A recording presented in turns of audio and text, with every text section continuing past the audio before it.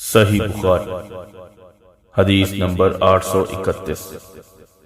عبداللہ بن مسعود رضی اللہ تعالی عنہ نے بتلایا کہ جب ہم نبی کریم صلی اللہ علیہ وسلم کے پیچھے نماز پڑھتے تو کہتے، سلام ہو جبرائیل اور میکائیل پر، سلام ہو فلاں اور فلاں پر، اللہ پر سلام۔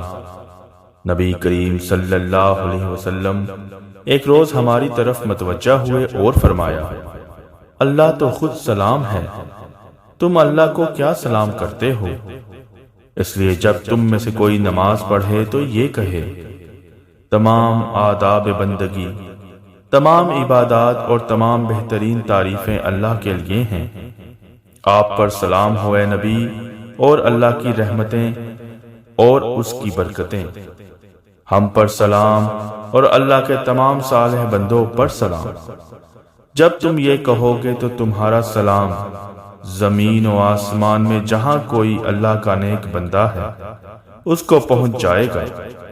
میں گواہی دیتا ہوں کہ اللہ کے سوا کوئی معبود نہیں، اور گواہی دیتا ہوں کہ محمد صلی اللہ علیہ وسلم اس کے بندے اور رسول ہیں۔